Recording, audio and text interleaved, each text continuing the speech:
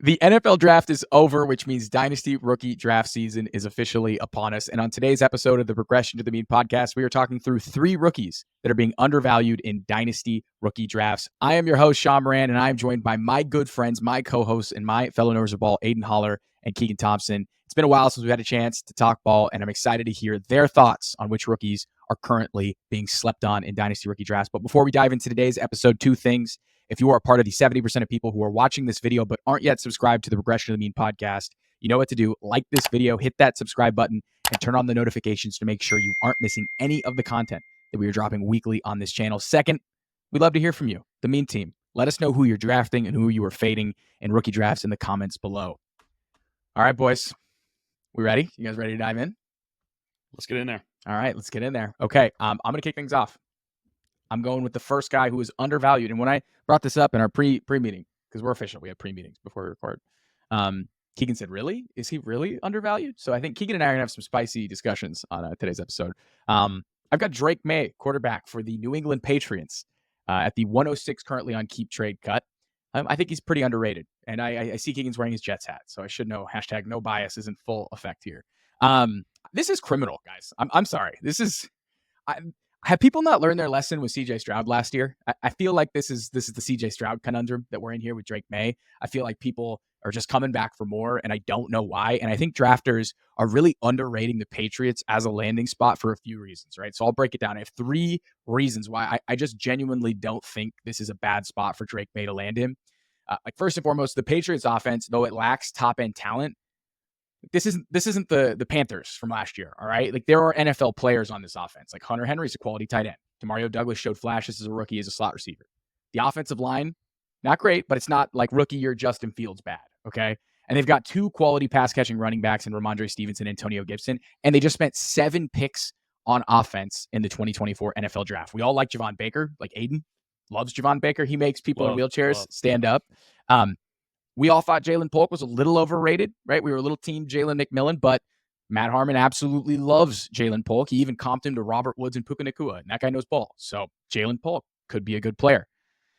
Those are 2 quality additions that they added to this pass-catching core. And what I liked, much like CJ Stroud last year, they turned to Drake Maye and they asked for his advice on which receivers he'd like to play with and what kind of game he would like to marry his game with. So he was able to give that feedback on Jalen Polk, able to give that feedback on Javon Baker. I love that open door policy already with a rookie quarterback. I think that shows a lot of synergy between the pick and the organization. Last but not least, they also drafted Jaheim Bell. So Scott Barrett, Fantasy Points, loves Jaheim Bell. He had him as tight end too. Goes in the 7th round. So tough look for Scott there. But again, I think Jaheim Bell is an interesting player. So they added a ton of new pieces. I don't necessarily hate the pieces they currently have. And I think just because their new head coach may be an unknown, I don't think it necessarily means that he's bad. And their new offensive coordinator, Alex Van Pelt, he has a history of coaching up quarterbacks, and he's coached up these quarterbacks quite well throughout the duration of his career. So here's some names that Alex Van Pelt has worked with before in the past. Josh Freeman from 2010 to 2011, quarterback for the Tampa Bay Bucks. Those were 2 of the best years of his career. Aaron Rodgers from 2014 to 2017, there was an MVP season in there. Rodgers famously was upset when Alex Van Pelt got fired. Andy Dalton in 2018 to 2019. Dalton was like in MVP consideration before he got hurt in 2018. That was a crazy year. That was a big year that Carson Wentz went off too. Baker Mayfield in 2018 to 2019. And then he coached up Jacoby Brissett when he was on the Browns, and when Jacoby looked great. He worked with Deshaun Watson, redacted, and he was the quarterback coach with Joe Flacco last year. Is this Kevin Stefanski's work? Is this Alex Van Pelt's work? I don't know, but he's in the room with quarterbacks. He's making them look good regardless. So I think that's a bullish indicator. And I think overall, on top of the landing spot not being bad in terms of offensive talent, and on top of the OC potentially being solid, I think people are overstating how raw Drake Maye is as a prospect. And I don't think they're pricing in his rushing ability accordingly. Like, Drake Maye rushed for 16 touchdowns over the past 2 years. He ran for 1,500 yards. Again, this isn't Jalen Daniels' level of running. But again, Jalen Daniels scored 21 rushing touchdowns to Drake Maye's 16. And he rushed for 1,500 yards to Jaden Daniels over 2K, right? So again, less, but I think people aren't necessarily conceptualizing how talented of a rusher Drake Maye is, both in structure and out of structure. And he has at 6'4", 230 plus. He has the body type to run design QB runs, where I don't necessarily think Jaden Daniels is going to hold up if you're running him in the QB run game like that in design rushes versus scrambling ability. And I don't think he's that raw of a prospect, all right? And don't take my word for it. Take CJ Stroud's word for it. When CJ Stroud was asked who is the most pro-ready quarterback in this draft, he said it was Drake Maye. Can throw from different arm angles, has the creativity, has the body type, has the ability to read and process post-snap and pre-snap. So I just think people are completely overstating Drake Maye. You've got Dan Orlovsky saying the dude needs to sit for a year. Dan, go run out of the end zone one more time, buddy. All right, please. Like Drake Maye's not sitting for a whole fucking year. All right, but I know I'm a big Drake Maye guy, and I know he's priced at the 106 behind Daniels, behind Neighbors, behind MHJ, behind Caleb. So some people are going to say he's properly priced. I would not be leaving a dynasty rookie draft if I had the third pick and beyond. Drake Maye is the selection. Drake Maye, no matter what. So curious to know your thoughts on Drake Maye, guys. That was a soliloquy. That was a ramble. I'm sweating, so I'm going to take a pause here. Would love your thoughts on that, on Drake Maye at the 106, and if he's overvalued or undervalued. So just to confirm, you would take Drake Maye over Jaden Daniels before 100%. I give my thoughts. 100%. I take him over Malik Neighbors as well. Okay. I think I'd be fine doing it over Neighbors. I've gone back and forth with the two quarterbacks. To your point, the narrative that Drake Maye is raw, Drake Maye is not pro ready. I don't really get that one. Top 5 PFF QB 2 years in a row. This guy is a polished passer. That one never really made sense to me. I think Drake Maye has a significantly safer floor than Jaden Daniels. So I think to your point, if you want, the quarterback that, like, in my opinion, has a better chance of succeeding in the NFL, not just in fantasy football, I would probably be taking Drake Maye personally. If I'm going for like the absolute, home run, like, boom or bust quarterback, I think it's Jaden Daniels. So I think it really comes down to your risk appetite there. I would take him before 6, though, to your point. Not much higher there. I'm probably taking him around 3 or 4, depending on what my roster looks like. But I don't think it's crazy. I've said it multiple times throughout this job process. This is QB1 in most QB classes. Like, you look at next year's QB class, Drake Maye would clear. He'd be the first overall pick, and I don't think it'd be close. He's better than Shadur. He's better than Carson Beck. He's better than all those guys in that class. It's just he's with 2 Heisman winners this year. So it's just tough pack to be a part of. But no, I'm kind of with you here. Curious to get Keegan's thoughts as the fellow AFC East resident here. But no, I'm kind of singing your tune, Sean. Yeah, I'll take the Jets cap off. I don't think 106 is where he should be going for sure. I will say it would be hard for me to take Drake Maye over somebody like Neighbors. If the first pick was Caleb or MHJ, a combination of those, and it's Neighbors, and then Drake Maye is my next pick. And that's a personal preference pick because I echo what you guys are saying. Like, in terms of lengthy NFL careers, like most success, like I would have him and Caleb over Jaden for just long-term success in the NFL. I would have loved if the Patriots did more in free agency for Drake Maye. I like that they added some receiving options in the NFL draft, like by way of Jawan Baker and Jalen Polk. That's great, and I totally love that. A veteran wide receiver addition could have been nice for them. I do like Pop Douglas, so I think there might be. You just have to temper expectations to draft him maybe above somebody like Neighbors, like you said you would, Sean. If you're going to take him at the 3, we actually traded. Sean and I traded in Dynasty to move back into his 6 and 108, and I gave him my 3 so he could secure his Drake Maye share. So he is standing 10 toes down on business for the powder blue Drake Maye on business. Thank God. We don't just talk, like we do it. Yeah. Not just talk. He did it. Okay, if you told me I want to take Neighbors over Drake Maye, I would not hold it against you. I am just firmly in the Drake Maye is better than Jaden Daniels camp. And I'm okay with looking foolish in year 1 because I think Jaden could have a really special year 1. I just think Drake Maye has a higher likelihood of getting to a second contract and lasting longer in the NFL. And I just could be flat out wrong on Jaden, but he just didn't play an NFL quarterback last year. Like, it's just not, I don't know. I think what's great too, just before we move off to the next person, like your quarterback values in Superflex, like rookie values, they hold really well. Like JJ Zacharias did a whole study and episode about how quarterbacks values like hold after their rookie drafts. And so even if you do take Drake or you do take Jaden, like early on, you skip over Neighbors, like their value is going to hold so well. Like I truly don't understand why the first 3 picks minus Marvin Harrison Jr., so like the first 4 picks shouldn't be a combination of Caleb, Jaden, Maye, and Marvin Harrison. So maybe I do go against the idea that Maye should go over Neighbors, but like these top 3 quarterbacks are all going to be great. I am a fan of Drake Maye. It's a bummer I'm going to have to play him, watch my team play him twice a year because I will have to root against him, and I'm one of Drake Maye's biggest fans, I think. But I do think 106 is way too far down. Like if I was at 6 and he fell to me, I would be flat. I mean, you're literally winning the draft. I would have not made that trade with you if I knew he was going to fall to 106. But in our league, I don't think he would make it to 106. Like I don't think so either. I don't. And the fact that he's 1 spot ahead of JJ McCarthy, like stop it. We're taking talent out of this and we're just evaluating off landing spot. And I feel like that's where you get in the biggest trouble here because you would have thought CJ Stroud was going to be bad last year if you went that route.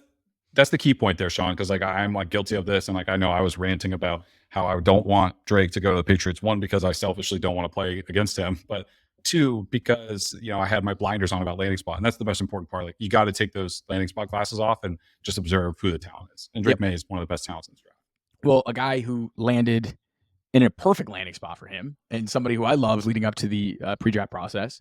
I had him as my wide receiver 4. It was a little bit of a hot take, but I'm pretty juiced about this landing spot for the young Lad McConkey himself. So Aidan, tell us why you're all in on Lad at his current ranking, which is the 111, right? He's the 111 right now in rookie drafts, or the 112? Yeah, the 111. We've been doing it all off season, and we're going to do a little more. It's time to Lad on McConkey a little bit more. Yes. You look at a dream scenario in terms of where Lad could go, and I don't think he could have drawn it up much better. If you listen to our last episode around like dream landing spots, I had pegged Troy Franklin as the dream to go to the Chargers. But a lot of the same reasons apply. You look at 50% plus of that offense, targets, yards, receptions, etc., is vacated. So just in terms of pure opportunity, slam dunk. There is so much of that pie, that's available for Lad McConkey. And then you just look at who's in that wide receiver room with him. It's like, there's no other alphas in that room. You've got Quentin Johnston, you've got Darius Davis, you've got Josh Palmer. Say his and name. Then Say his name. Palmer. And then they drafted Rice as well. So you've got Rice out of USC. So you've got those 5 guys right now. I don't know how Lad is not immediately the wide receiver 1 there. Sure, maybe they'll try to say it's Quentin, maybe they'll try to say it's Josh Palmer, but I don't know how you say this isn't the best guy in that offense. You just look at what Lad's capable of. Looking at Matt Harmon's reception perception profile on him, the dude is 80% plus percentile against both man and zone. Struggles against press quite a bit, but I think given how little they were actually throwing, like the sample is quite small there in terms of the routes ran, etc. So I'm really not that worried about the kind of struggles against press. And then some people want to think maybe he's just a slot guy. Maybe he's not capable of playing on the outside in the NFL, and that's just crap, dude. He played 80% plus, just shy of 80% plus of his snaps out wide at Georgia. This is a guy that is smooth with his routes, runs 4.4 speed, and is going to be Justin Herbert's best friend from day one. I really like this one. And Shaun, you mentioned he's at the 1-1 right now. I'm having trouble talking myself into work. 111. You look at the 2 receivers ahead of him, and I'm just having trouble talking myself, into either one of them over Lad. You've got Brian Thomas Jr. in Jacksonville, who has his shoulder concern, but then there's proven guys ahead of him. You've got Christian Kirk, who I think is awesome. As frustrating as Gabe Davis is, he's better than anyone else in that Chargers offense, not named Lad McConkey. And then go to Xavier Worthy. It's the ladder is even more steep there. You've got Rashee Rice, who may or may not miss some time this year. You've got Marquise Hollywood Brown. And you've got Travis Kelce. Not to mention, you've got a head coach in Andy Reid who does not play rookie wide receivers. I think this is by far the most talented one he's had in quite some time. So he's going to see the field, just given the draft capital as well. But if you look at immediate impact and potential to actually carve out a relevant fantasy role, it's Lad McConkey for me. So, I would take him as high as 9, potentially. I don't think I could take him any higher than that, because then you're in the JJ Brock Bowers. At that point, depending on your roster, you can make an argument for them. But you said wide receiver 4 going into the draft process, and that's where I'd put him right now. I'm putting him right up there at the 109. That's, pretty firm. So, not far off, but, there's a lot to like here. I just got the chills. That was you went on a rant. I think I just had an out of body experience. Keegan, do you think he could have a Zay Flowers rookie season? I know low volume, but he could use underneath, deep. I feel like I envision a Zay Flowers type rookie season for him. I think it would be a disappointment if Lad didn't reach 1,000 yards, just by how depleted their wide receiver core is in LA. And yes, Harbaugh is going to establish the fuck out of the run this year. The bus is going to be leaving the station. There's no doubt about it in my mind. But what's the other target competition for Lad? Who is Justin Herbert going to go to? Joshy Palm. Throw the ball to. Joshy Palm. And I think the one thing that got, as people got more keen to who Lad McConkey was, and you look past the stats that he had at Georgia, which could be underwhelming if you just looked at him from an analytical profile, but he plays big boy football at the wide receiver position. He wins all over the field, and it's not somebody that's just going to get plugged in a slot and run slot routes. He can play on the outside. I imagined Jim Harbaugh putting him all across the field in different formations, and he's just such a good wide receiver. I would love to see him get to that 1,000-yard mark. I don't blame anybody who wants to take him in that 109, 108 spot. Hell, if you want to draft Kirk Cousins at the 108, which is going to be JJ McCarthy, you want to have a quarterback 7 to 9, probably the range is quarterback 9 to 15 on a given year, then draft him. But if you want Justin Herbert's number 1 target, draft him instead. I feel that sounds way more appealing. Yeah. Justin Herbert's going to throw for 4,000 yards again. He wakes up and does it every single year. And it's and who's going to get a portion of 3,800 yards? It's it's going to be Lad. 6, 7, 800 yards feels like a floor for him. It's I'm injuries, super bullish on him. He's injured. He was injured in college. So injury concerns, slight frame, 180 pounds. But legit athlete, legit crazy athleticism, amazing efficiency metrics as a receiver. not a crazy amount of like raw counting stats because of receiver rotation and injuries. So like it's a bit of a weird profile, but 35th overall draft capital, landing in an offense that has essentially no clear threat. I mean, we got to be careful with like vacated targets, but I could easily see him building rapport with Justin Herbert. It's such a great landing spot, and he's a great talent. So it's a perfect opportunity for Ladd to be good out of the gates, and he's young enough to where you can project growth and development. So I'm all in on Ladd. I'm glad the lads are in on Ladd. He's a fun talent. The last guy that we have here is a little bit more under the radar. So we threw out the 106 right now and the 111 on Keep Trade Cut, and we're dipping into the late second, early third round on a bit of a mercurial talent. He started his career at Georgia, went over to Alabama. There were some off-field character concerns, but he got really good draft capital and a great landing spot with the Cincinnati Bengals. So Keegan, tell us a little bit about Jermaine Burton and why you're bullish on him and why he's undervalued by dynasty managers at the moment. Yes. So the draft capital, I'm glad you highlighted that. 16th player selected in the third round. Right now, he's going about late second, early third, depending on player preference in your Superflex rookie drafts. But 6 foot, 196 pound wide receiver out of Alabama. Played a lot of stuff outside the numbers last year. 48 of his 61 targets were outside the numbers. 13 of those 61 were inside the numbers. ADOT of 20 yards this year. There was a lot of bombs thrown to Jermaine Burton in that Alabama offense. It was a very downfield attack, so I'm not going to fault him for not being able to play in the middle. But when I watched Jermaine Burton, he is a wide receiver who can play in the middle, and he has the size and physicality to break tackles. Like, he's good after the catch. Just because he doesn't have the large sample of playing like inside the numbers, I'm not going to discount him for that because he was good when targeted. Also, 0% drop rate in 2023, 0%. Wow.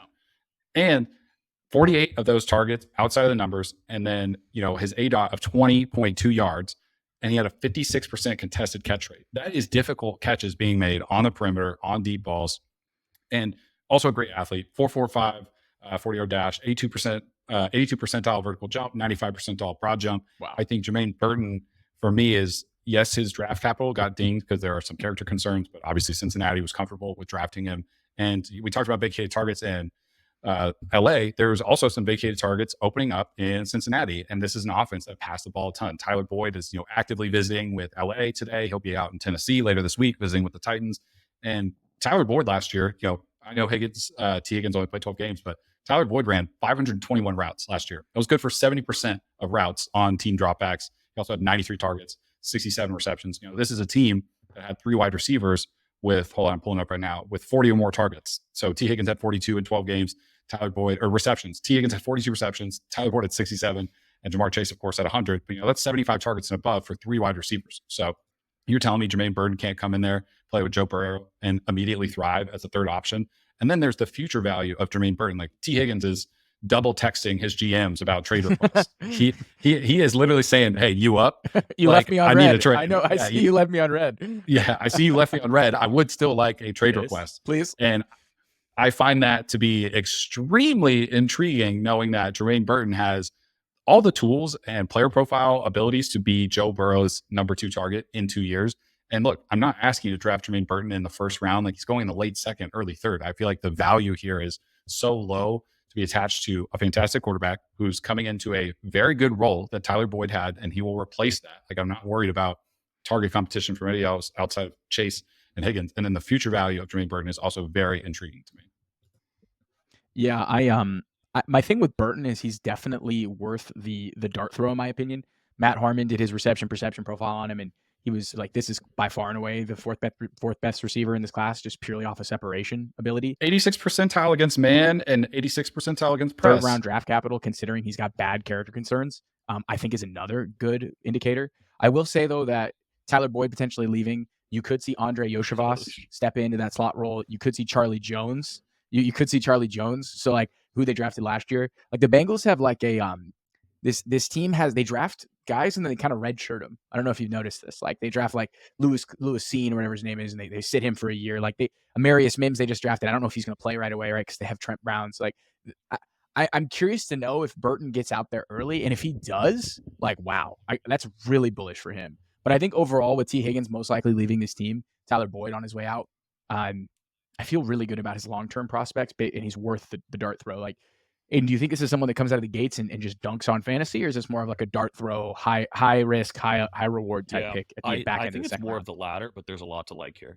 I think that wide receiver 3 competition is super interesting. You've got a lot of good choices there. You've got Burton, you've got Yoshi, like you said, you've got Charlie Jones, who kind of similar build, but there's just a lot to like with Jermaine Burton here. He's fifth in the country with yards per catch, like absolute burner. Like you've got to get that type of explosive game breaking ability on the football field. Like him and Jamar Chase on the same side of the football field in a set. Him, T Higgins, and Burton. Like I don't really know how you cover that. Like that's a lot of speed, a lot of just athletes there. So do I think he comes out of the gate and really goes nuts? No, I think that's really hard with T Higgins and Jamar Chase. It's like we've talked about it.